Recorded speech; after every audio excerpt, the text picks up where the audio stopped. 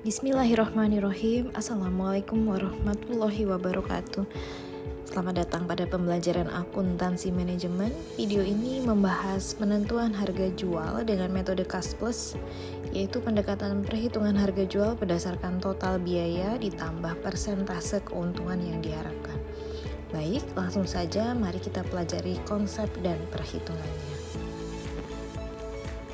Harga jual merupakan keputusan strategis yang sangat mempengaruhi laba perusahaan, daya saing produk, kelangsungan usaha jangka panjang, persepsi konsumen terhadap kualitas, penguasaan pangsa pasar.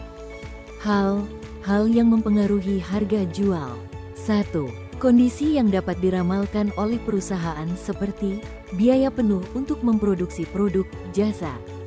2. Kondisi yang sulit diramalkan oleh perusahaan seperti selera konsumen, demand dan supply, jumlah pesaing yang memasuki pasar, harga jual produk pesaing, penguasaan pangsa pasar, manfaat informasi biaya penuh dalam keputusan penentuan harga jual. Secara normal, harga jual harus dapat menutupi semua biaya yang dikeluarkan. Biaya penuh merupakan total pengorbanan sumber daya untuk menghasilkan produk atau jasa, sehingga semua pengorbanan harus dapat ditutup oleh pendapatan yang diperoleh dari penjualan produk atau jasa. Manfaat informasi biaya penuh bagi manajer. 1. Merupakan titik awal untuk mengurangi ketidakpastian yang dihadapi oleh pengambil keputusan. 2. Merupakan dasar yang memberikan perlindungan bagi perusahaan dari kemungkinan kerugian. 3. Memberikan informasi yang memungkinkan manajer penentu harga jual melihat struktur biaya perusahaan pesaing. 4. Merupakan dasar untuk pengambilan keputusan perusahaan memasuki pasar. Manajer penentu harga akan menghadapi 3 kemungkinan. 1.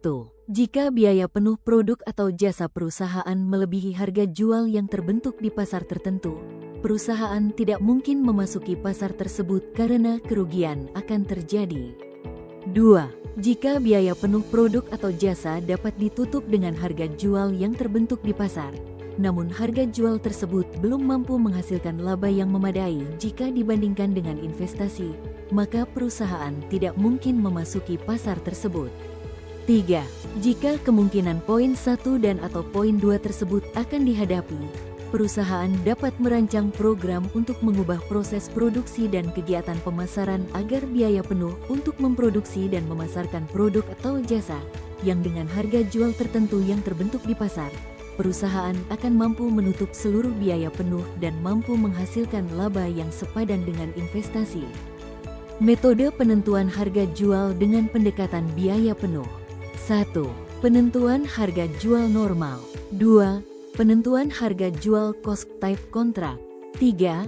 Penentuan harga jual pesanan khusus.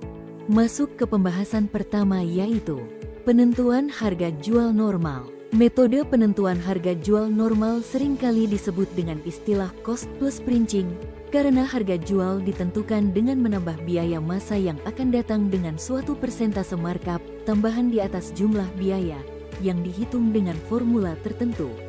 Harga jual sama dengan taksiran biaya penuh plus laba yang diharapkan. Pada penentuan harga jual normal, harga jual sama dengan taksiran biaya penuh plus laba yang diharapkan di mana taksiran biaya penuh didapatkan dengan menggunakan pendekatan full costing atau variable costing sedangkan penentuan laba yang diharapkan mempertimbangkan 1. Biaya modal. 2. Risiko bisnis. 3. Jumlah investasi yang ditanamkan. Untuk memperkirakan berapa laba wajar yang diharapkan, manajer penentu harga jual perlu mempertimbangkan harga jual harus menutup biaya penuh dan dapat menghasilkan laba yang diharapkan.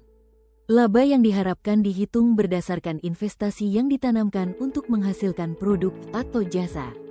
Perkiraan laba wajar yang diharapkan mempertimbangkan 1. Biaya modal. 2. Risiko bisnis. 3. Modal yang diinvestasikan. Biaya modal merupakan biaya yang dikeluarkan untuk investasi yang dilakukan oleh perusahaan. Besarnya biaya modal dipengaruhi oleh sumber aktiva yang ditanamkan.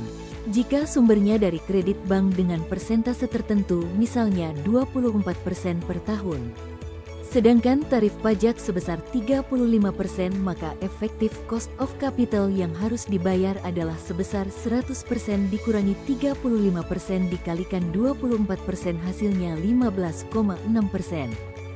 Semakin besar risiko bisnis yang ditanggung perusahaan, maka makin besar persentase laba yang ditambah pada biaya modal. Semakin besar jumlah investasi yang ditanamkan pada perusahaan dalam memproduksi barang atau jasa, maka semakin besar laba yang diharapkan dalam perhitungan harga jual. Besarnya jumlah investasi atau capital employ secara kasar dapat dilihat dari jumlah aktiva yang tercantum dalam neraca awal atau taksiran rata-rata total aktiva selama tahun anggaran. Tabel di bawah ini menunjukkan perbedaan antara metode biaya penuh dengan pendekatan full costing dan variable costing dari sisi unsur biaya produksi dan dari komponen pembentukan ekspektasi laba dari markup. Menurut metode full costing, biaya produksi adalah biaya yang langsung berhubungan dengan volume produksi. Sedangkan biaya yang tidak berhubungan dengan volume produksi disebut dengan biaya non-produksi. Sehingga menurut pendekatan full costing, harga jual per unit diperoleh dari biaya yang dipengaruhi langsung oleh volume produk per unit ditambah persentase markup. Berikut struktur pembentukan biaya penuh dengan pendekatan full costing. Semua biaya yang berhubungan dengan volume produksi baik biaya variabel dan biaya tetap dihitung penuh. Perhitungan penentuan harga jual per unit yaitu dengan menambahkan biaya penuh dengan persentase markup. Persentase markup diperoleh dari ekspektasi laba ditambah dengan biaya produksi yang tidak berhubungan dengan langsung dengan volume produksi atau disebut juga biaya non-produksi. Ekspektasi laba memasukkan unsur harapan tingkat pengembalian investasi dikalikan dengan investasi tertanam atau aktiva. Berikut contoh soal perhitungan penentuan harga jual dengan pendekatan biaya penuh full costing. Biaya produksi sebesar 3 miliar dan total biaya penuh sebesar 3,5 miliar. Tingkat pengembalian investasi yang diharapkan sebesar 25%. Total harta di awal tahun anggaran sebesar 4 miliar. Persentase markup diperoleh dari total biaya non-produksi yaitu biaya administrasi umum dan biaya pemasaran, ditambah dengan ekspektasi laba. Biaya non-produksi sebesar 500 juta, dari 200 juta ditambah 300 juta. Ekspektasi laba yaitu 25% dari investasi tertanam 4 miliar, hasilnya 1 miliar. Biaya non-produksi ditambah ekspektasi laba totalnya 1,5 miliar. Persentase markup diperoleh dari ekspektasi laba dibagi dengan biaya produksi. Biaya produksi sebesar 3 miliar, sehingga persentase markup terhadap biaya produksi adalah 1,5 miliar per 3 miliar, hasil persentasenya sebesar 50%. Biaya produksi ditambah markup ekspektasi laba 50% yaitu 3 miliar ditambah 1,5 miliar menghasilkan angka penjualan 4,5 miliar. Angka penjualan 4,5 miliar dibagi volume produk sebesar 1000 kg produk hasilnya harga jual per kilogramnya sebesar 4.500. Biaya penuh dengan pendekatan biaya variabel hanya memperhitungkan biaya yang berhubungan dengan volume produksi yang bersifat variabel saja. Pada pendekatan variable costing, biaya produksi yang berhubungan dengan volume produksi yang diambil adalah biaya yang bersifat variabel. Kemudian biaya produksi variabel tersebut dijumlahkan dengan biaya non-produksi yang bersifat variabel. Sehingga seluruh biaya yang bersifat variabel dijumlahkan. Tahap berikutnya dengan menambahkan biaya yang bersifat tetap baik biaya produksi dan non-produksi. Total biaya variabel dijumlahkan dengan total biaya tetap menghasilkan total biaya penuh.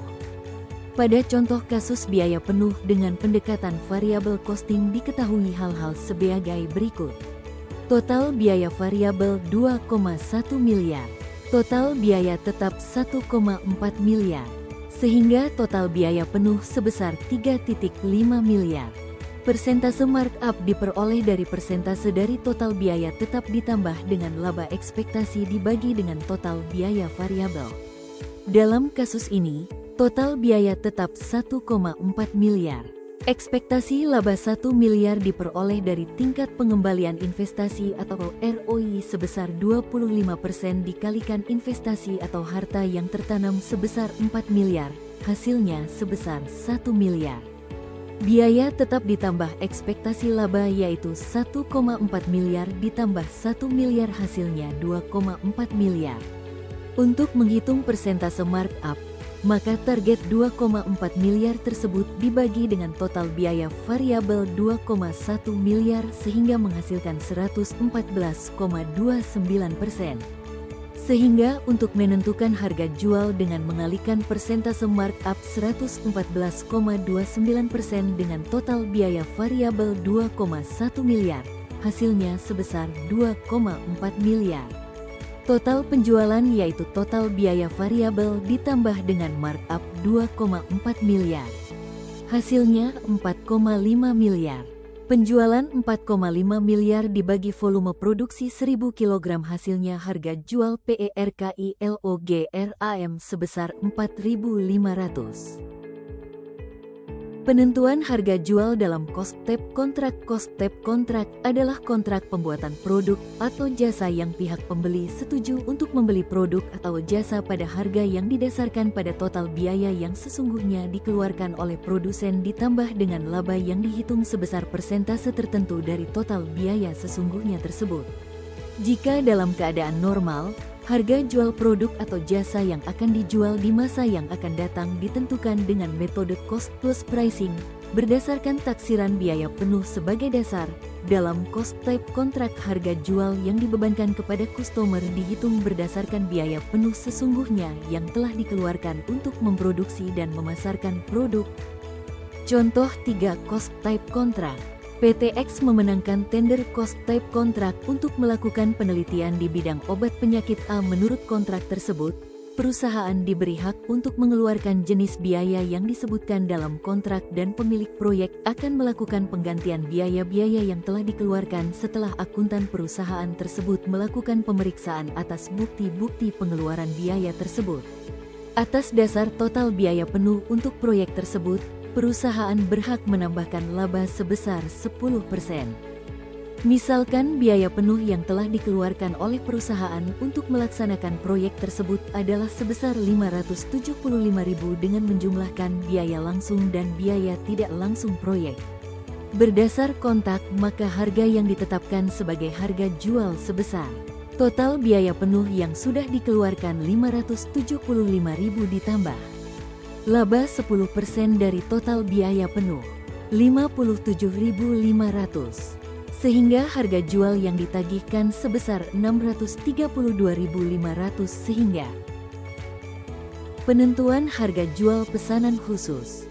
Pesanan khusus merupakan pesanan yang diterima oleh perusahaan di luar pesanan regular perusahaan. Biasanya customer yang melakukan pesanan khusus ini meminta harga di bawah harga jual normal, bahkan seringkali harga yang diminta oleh customer berada di bawah biaya penuh, karena biasanya pesanan khusus mencakup jumlah yang besar.